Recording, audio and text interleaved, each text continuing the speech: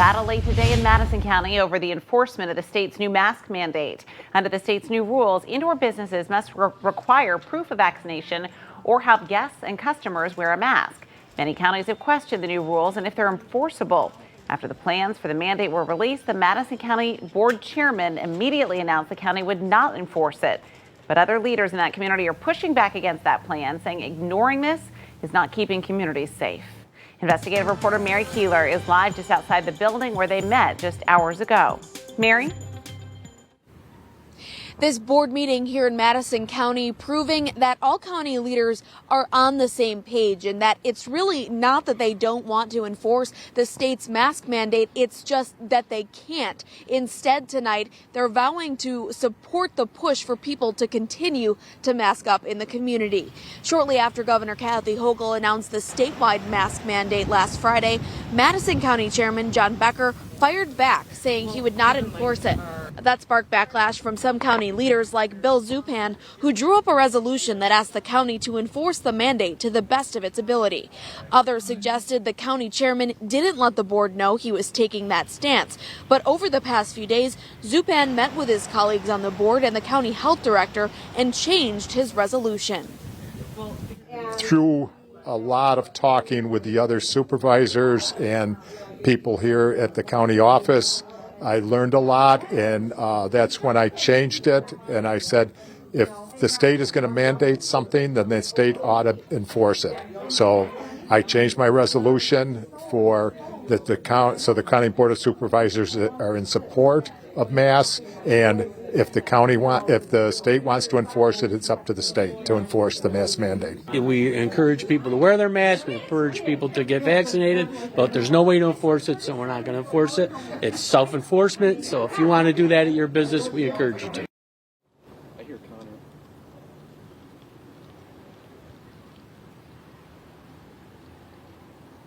The county health director, Eric Feist, today via Zoom, but speaking to the board of directors in the meeting room for at least 10 minutes, stressing that the holiday surge, it could be very real, the potential for that with COVID cases on the rise in Madison County. He also said that if the governor and the health director or the health commissioner from the state are going to hand down a mask mandate like this, they also need to hand down resources and guidance to local governments so that they can try for compliance and enforcement. With the demand for COVID testing, Onondaga County says it would like to reopen its large rapid testing facilities, but it doesn't have the staff to do it. Tonight, our Amanda Hall asked the county executive about the possibility of distributing rapid tests to the public to let them test themselves. She joins us live in Syracuse tonight. Amanda? Yeah, that's right, Matt and Megan. The county executive said he's expecting a shipment of at-home COVID-19 tests sometime this week from New York State, but most of those tests will go to school districts to implement their Stay to Test program.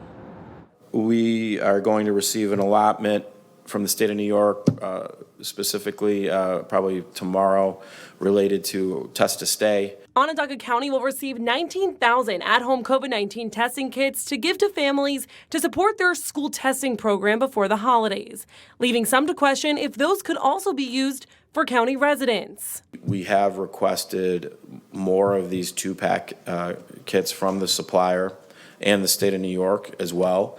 The state's asked us to use these for Test to Stay. We may.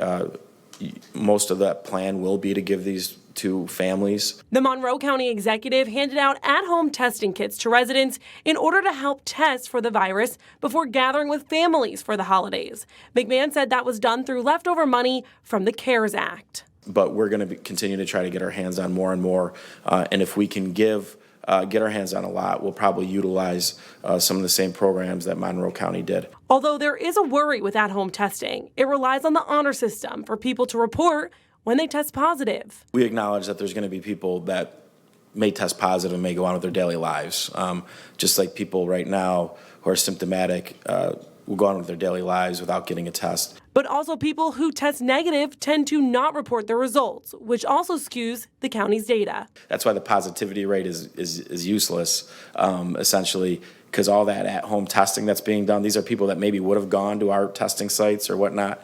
Now they're getting it. If they're negative, great, going on my day, I'm going to throw it out. That test never gets reported. So your positivity rate right now is just a positivity rate of the sick.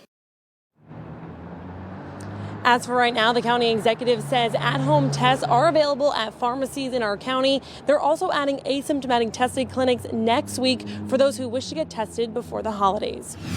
Since this past summer, a tenant at Great Northern Mall tells us she's been trying to convince the mall's owner to install more lights in the parking lots outside her gym. She's worried primarily for the safety of her customers and staff. She tried everything, sending a letter from her attorney, contacting the mall management, and most recently recruited customers for help, asking them to email the owner with their concerns. Now, the owner of Great Northern proposes a solution, but the tenant and mall goers alike are unsatisfied. CBS 5's Samantha Croston is with the Live Eye in Clay right now. Well, the owner put in a light tower. This was just last week to try and appease some of the concerns of tenants and concerned parents, but they're still not satisfied. Just to list some of the reasons why, take a look at this light tower. You're going to see it is powered by a generator, meaning they have to be turned on and off manually by a maintenance crew.